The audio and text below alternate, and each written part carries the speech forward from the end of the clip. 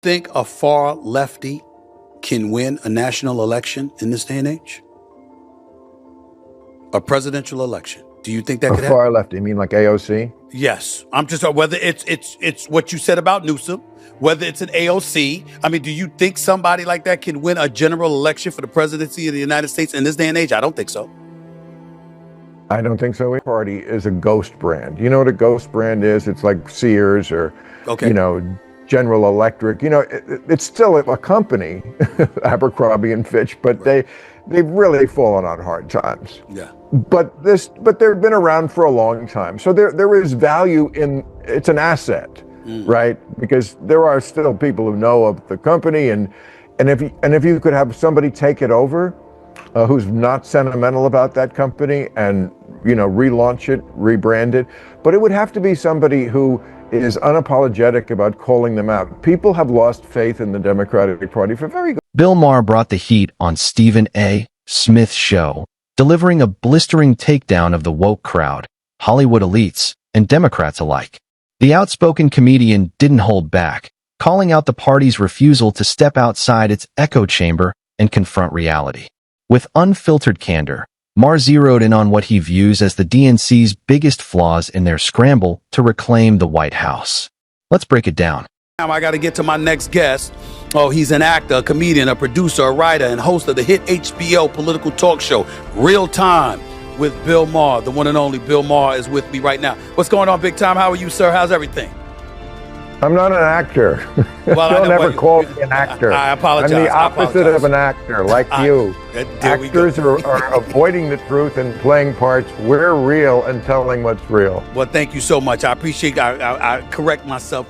Bill Maher starts by taking aim at Hollywood, slamming entertainment elites for burying their heads in the sand and refusing to confront reality. But he doesn't stop there. Politicians come under fire next. Maher tears into them for stumbling through their roles like actors on a stage, pretending to lead while avoiding hard truths the American people deserve to hear. No passes, no sugarcoating, just blunt honesty. And the real punch lands when you realize which political party he's targeting. We'll get to that soon. But first, here's how he responded when Stephen A. Smith asked about Jimmy Kimmel's return to late-night TV. MAGA. That's different. And he didn't lie. He said what he thought was true, which I disagreed with. I mean, I gave my spiel about it on the show last week, and, it was basically saying something very different than what Jimmy said. I don't think he got it right. I think he's, quite frankly, in his liberal bubble, which is why, let's be real, those shows are struggling, is because they, I think, arrogantly dismiss half the country. They don't speak to them, let alone. This is exactly why Bill Maher rubs so many people the wrong way. Unlike his late-night counterparts, he's not afraid to scorch his own side. Jimmy Kimmel and his liberal allies, on the other hand, seem content to stay cozy inside their echo chamber, surrounded by guests who echo the same safe talking points. More than 95% of their lineup leans hard left, while conservatives are either locked out entirely or swapped for safe Republicans who won't stir controversy. The result? Their strategy is backfiring. These shows are bleeding relevance, having alienated half the country by silencing the very voices that once kept late night fresh, real, and unpredictable. Problem. And in the liberal bubble, it had to be someone who was also MAGA, who shot a MAGA guy.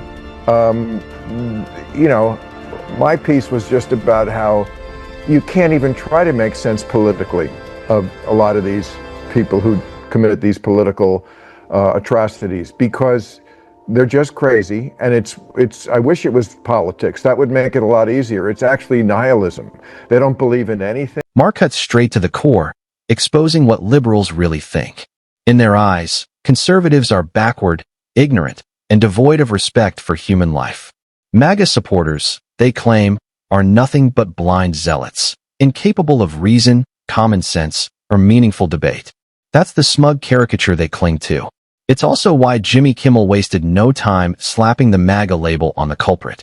Facts didn't matter. Evidence didn't matter. What mattered was fueling the liberal narrative that conservatives are dangerous, irrational, and inevitably to blame. Maher shredded that hypocrisy with ruthless precision. politically. They just want you to hurt like I do. And that's where that was. Jimmy had a different take. He's allowed to have a different take. He's allowed to be wrong. So, you know, some of this stuff gets put out there and then it becomes like the narrative. He lied. He didn't lie. His take was just wrong, in my view. And he didn't insult the person that they were worried about getting insulted. And on that score, yes, I mean, I've been always clear about what I think about it. There's no quarter for people who forgive any kind of political violence. Once you start with, yeah, but you know, what he said was terrible. I don't care. Irrelevant if you think whatever you think of it. We don't shoot each other in this country. Maher doubles down on one of his bedrock principles, freedom of speech. He makes it clear, no one should ever be silenced, canceled, or worse, erased, simply for holding a different opinion. That's not what America stands for. This country was built on open debate, the free exchange of ideas, and the right to challenge one another without fear. We don't burn people at the stake for disagreement. We argue, debate, and push back with facts, logic, and reason. Maher reminds us that real democracy doesn't survive on conformity, but on the clash of differing perspectives. Lose that, and we lose the very essence of America. Feel about Trump's reaction to Jimmy Kimmel being pulled off the air, and his reaction. The first words that came out of Trump's mouth is that it was the left, and obviously when Jimmy Kimmel said what he said, Trump wanted him pulled off the air, even though it was the FCC chairman that really went about the business of making threats along those lines. What were your thoughts about all of that? Unsurprised. I mean, come on, Donald Trump's been on the stage a long time. You always know he's going to go 100 miles an hour in that direction. You know, he is an actor who commits to the part. Man, does he talk about actors. Trump isn't an actor. He's the real deal. There's no mask, no hidden script, no stage performance designed to fool the audience. What you see is exactly what you get. And that raw authenticity is why his supporters rally around him with such intensity.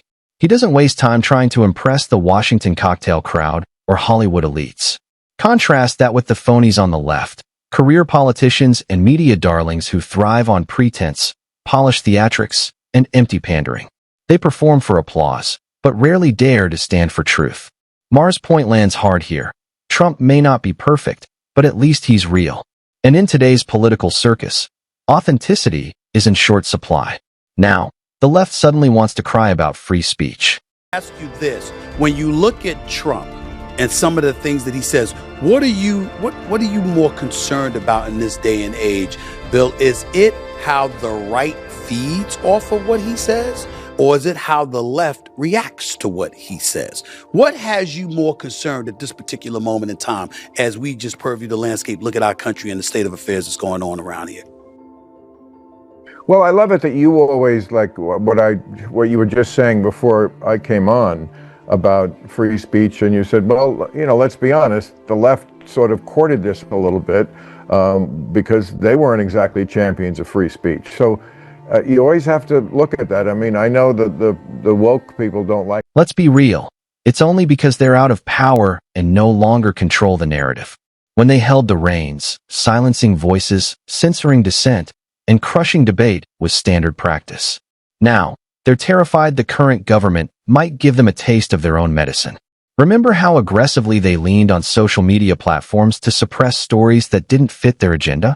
Inconvenient truths were slapped with misinformation, labels, and buried. And their obsession with cancel culture? Relentless. Authors, comedians, journalists, even ordinary citizens were all fair game if they dared to challenge the orthodoxy. But now that the shoe's on the other foot, suddenly they've rediscovered their love for free speech. The hypocrisy couldn't be louder. The Democratic Party is a ghost brand. You know what a ghost brand is? It's like Sears or, you know, General Electric. You know, it's still a company, Abercrombie and Fitch, but they've really fallen on hard times. Yeah. But they've been around for a long time. So there is value in, it's an asset. Right, because there are still people who know of the company, and if you could have somebody take it over, who's not sentimental about that company, and you know, relaunch it, rebrand it, But it would have to be somebody who is unapologetic about calling them out. People have lost faith in the Democratic Party for very good reasons. Bill is spot on. The Democratic Party has become a ghost of itself. On the outside, it still stumbles forward, pretending to show life.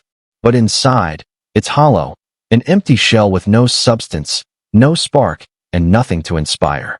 There's no leader capable of uniting the base, no bold vision cutting through the noise, and no fresh ideas that resonate with everyday Americans. Instead, the party clings to recycled slogans and the same failed playbook of the past. What was once a movement now looks like a lifeless organization running on fumes. Even its so-called stars can't generate real enthusiasm or direction. As Maher warns, unless Democrats snap out of this zombie-like trance, they're not just risking irrelevance. They're walking themselves straight toward extinction.